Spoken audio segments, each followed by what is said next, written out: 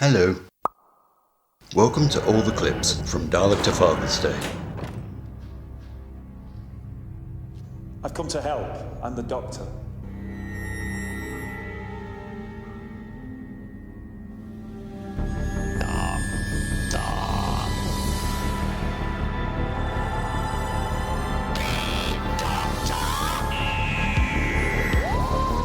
Doctor Who, Saturday at 7 on BBC One. First up, a little detail of what we've been promised right from the start. The trip of a lifetime. But some things never change. There was a kind of different level of energy on the set the day of the Daleks. Grown men, you know, with a gleam in their eye because of these pepper pot, these things. I understand how big of a deal this episode is, so not much pressure. It is my pleasure to introduce to you all. The new look may be good, but underneath, it's still all bad. Thank you for that. It's very interesting. Well, it's informative. And the next question, please, Emily. Have a look at this. This is a special sneak preview. You lucky people got a sneak peek ahead of next week's Doctor Who. But the way that the Daleks move was inspired by what type of dance? Was it A, tap, B, ballet, C, the jitterbug, or D, the polka? What inspired the Daleks? That's very exciting, allegedly. The first time the Dalek has been seen going upstairs on television. Not particularly speedy, I didn't think. We think they could do with a Stanner stairlift in there, don't we? What was the answer? It is B, ballet. There we are. Blue Peter teasing us again. Other stuff to look forward to on Friday.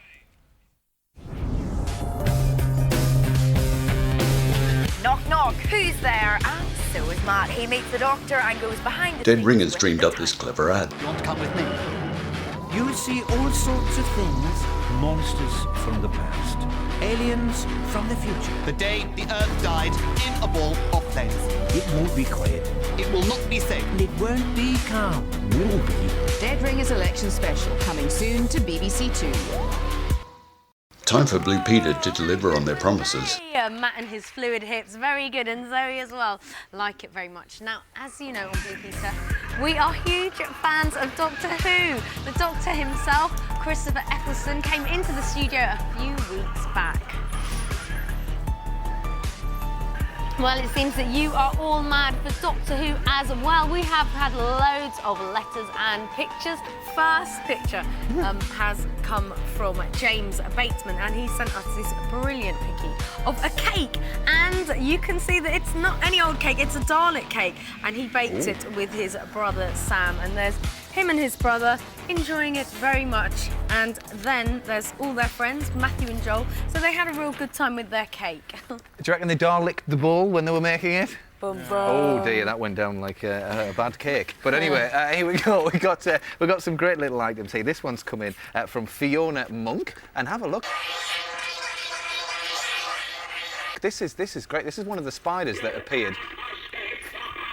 Pardon me? Exterminate? Well, I don't think I want to, actually, because it's very nice indeed. It's got a lovely red eye at the top there, and Fiona's actually included the plan with this if we want to make it. So thanks for that, Fiona. Well done. Absolutely. Now, Daleks... I thought they were taking over the studio. Goodness me. Them and their remote-controlled Daleks. Can you get them to be a bit more quiet, please? Right. We're trying to do a show here. Now, there's another Dalek letter here and a photo, and this has been sent in by Helen and David Stephen, who are from Woking in Surrey. See both of them. And there's David next to the costume and Helen next to the costume. Thanks for that, guys. I think I'm going to borrow that outfit. Now, the Daleks are the Doctor's most deadliest enemy, and in tomorrow's episode, the Doctor is reunited with them. I don't know if you can hear me over the top of them, but I was incredibly lucky to go behind the scenes during the making of this exciting story. Look at this.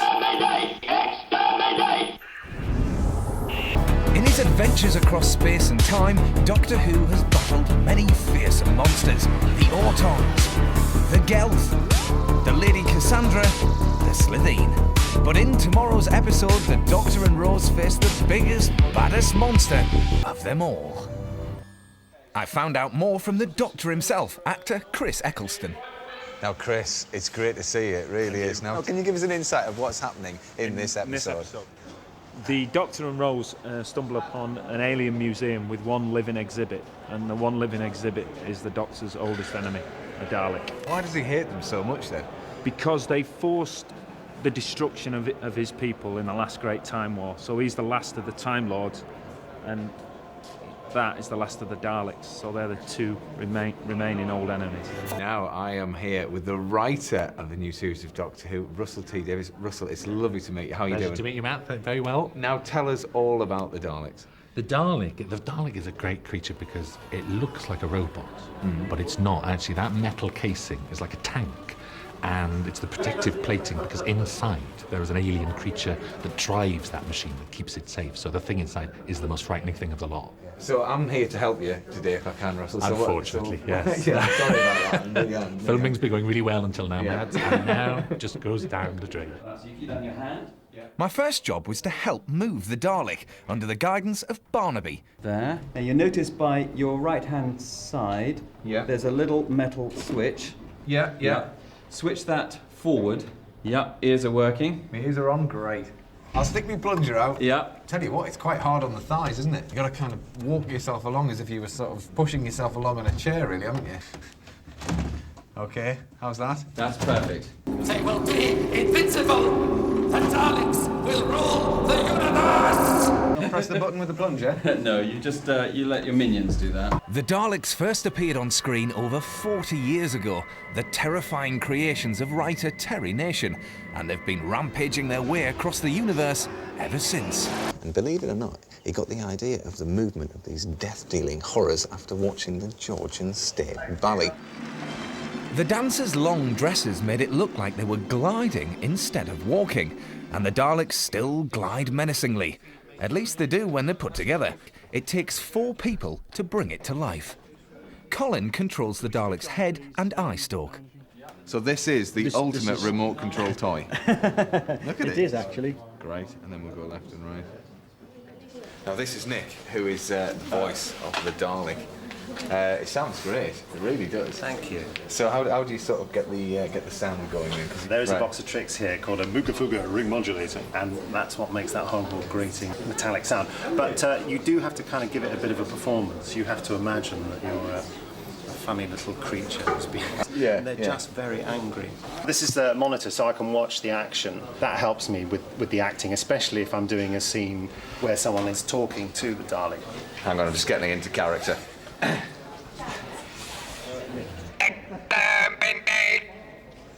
That's not bad, is it? It's Gito's job on Nick's signal to make the Dalek's ears flash. Here we go then, turn over please. With everything in place, it was time for the Dalek's big moment. Action. Stairs. Have they gone yet? Have they? I think they have. I think it's clear. I tell you what, even though they're very frightening, I'm still very much looking forward to seeing that Dalek episode tomorrow at 7 o'clock on BBC One. I'm going to be glued to the sofa or behind it. Exterminate. Easy. And if you would like to win one of these remote control Daleks we were playing with earlier, well, do you check out the website at bbc.co. Billie appeared for a nice friendly chat on Richard and Judy. It's D-Day -1 in just over 24 hours, 25 hours and 20 minutes from now. The Daleks return to either terrify or annoy the universe, depending on your point of view. They're unleashed again by Doctor Who's new sidekick, Rose, who apparently, we haven't seen this clip, but apparently she takes pity on a captive Dalek and unwittingly unleashes havoc. But of course, you can always run upstairs to get away from the Daleks, can't you? And Billie Piper, who's enjoying a triumph in her part of Rose, is here now. As you can see, we have a Dalek. I know, I noticed that. Look at It's that. not what it seems. Oh, this really? is absolutely not what it seems. I know what this is. I hope you don't. Well, you might be surprised. Okay. Well, we'll save it for later. Okay. Well done, you. Thank you. Because, you know, something like the return of Doctor Who could have been a complete poison chalice. I understand. It could have been a nightmare. You know, everybody's saying it's nothing like the original one. And But you've stormed it. I know, it's been great. It really has been great. I think I'm just going to take some time now to enjoy its success because I've been doing another production, so I haven't really enjoyed what's been going on. I've met a few people in the streets that have been quite keen to kind of express their, you know, their delight, their joy, the appreciation.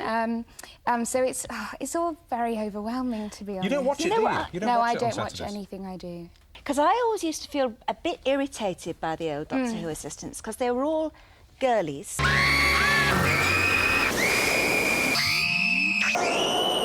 you know, and they were always enthralled to him. I know. And I like the way that it's kind of moved on with the time. Yeah. So that, and you're almost his equal, aren't you? Absolutely. I think it has to be that way. I agree with you that before the Doctor was always slightly patronising and a bit kind of chauvinistic. So.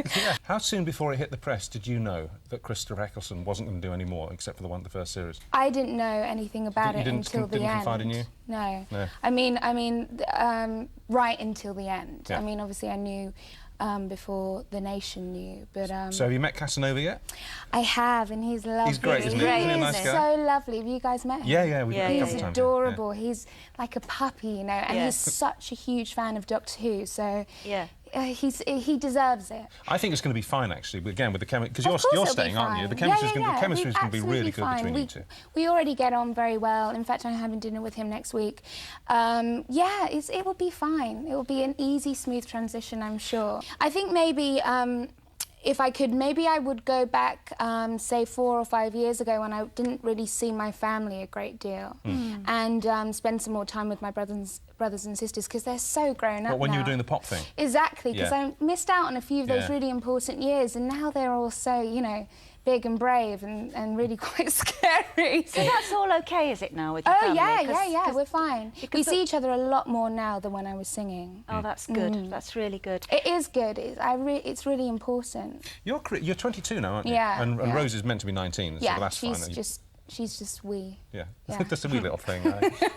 It's only news to the rest of the world that I wanted to act. I went to drama school when I was a child. Sylvia Young. Sylvia Young, exactly. Yep. To look at you here. Look, we've got some pictures of it. Look at that. Look at those brows.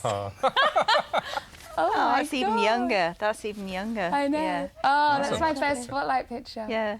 Lovely to see you doing so well. And looking so happy as well. Yeah, I'm thrilled. Great. You must watch Baby Bingo there. Have you seen Baby Bingo? I love Baby Bingo. Right. Newsround Showbiz a few hours before transmission. But there's just time to check out what's coming up with Newsround Showbiz this weekend. Here's Adam. They're the Doctor's scariest enemy. Get ready to hide behind your cushions. The Daleks are back. In a couple of hours' time, Doctor Who will come face to face with his arch enemy, the Daleks. They're the biggest baddies around, and in the past have come very close to defeating the Doctor altogether. We've had them all on Doctor Who so far. Living dummies, restless spirits, aliens disguised as MPs, and they've all given Rose and the Doctor a tough time of it. But things are about to get much worse. Voted the most evil Doctor Who villains of all time, step forward, the Daleks. The Daleks are the Doctor's greatest enemy.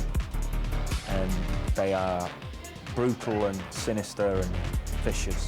The Doctor has never quite managed to get rid of the Daleks. They've been around for a long time, but they're back and they're even scarier than before.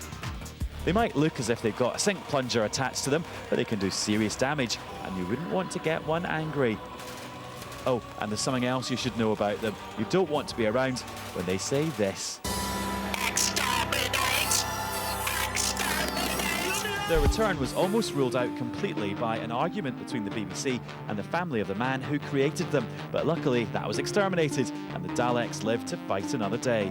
There's a history of people laughing at the Daleks in the past when they used to be in telly because they're quite clunky and obvious and metal. And we've turned all that on its head and we've made them scary again. For a long time, the Doctor used to be able to get away from them simply by running up a flight of stairs, but now things have changed. There's no escape. Oh, have they gone yet? Well, that's all from me for now, but we're back tomorrow with loads more showbiz news. See you then, bye-bye. Transmission time. Let's hope it lives up to the hype, eh?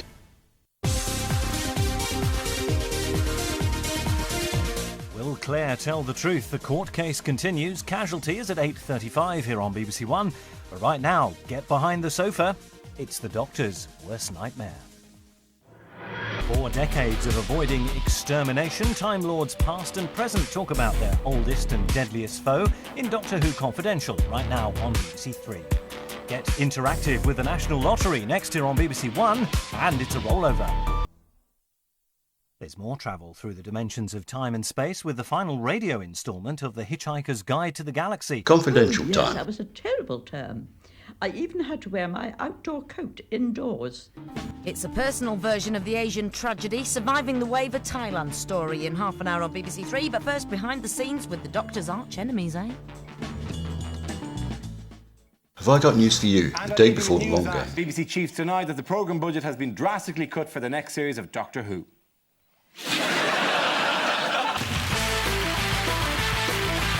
And here's the long game.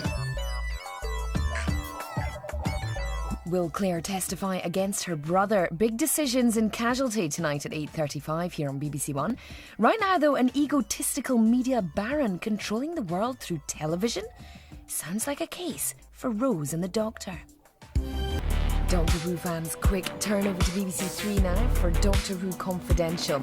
And look out for Christopher Eccleston at tomorrow night's VE Day celebrations. He'll be joining a host of stars for a party to remember, live from Trafalgar Square and here on BBC One from 8. Confidential time again. Do all cats go to heaven when they die? Some get stuffed. What? Some get stuffed. And they don't go to heaven then? No. At 9, Dr. Tanya opens the doors of the House of the Tiny Tearaways. But first, it's a different Doctor and a behind-the-scenes look at the newest evil in Doctor Who, Confidential. It's just... Sounds like Channel 5 to me. It could only ever have been done once in its lifetime because it was done at a station and they didn't have a head of children's department.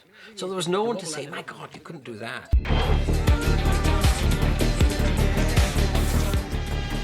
It's a wonderful format for a television programme because it can be anything and everything from a cowboy programme. It's been historical, it's been hysterical, it's been forward in its thinking, it's been, you know...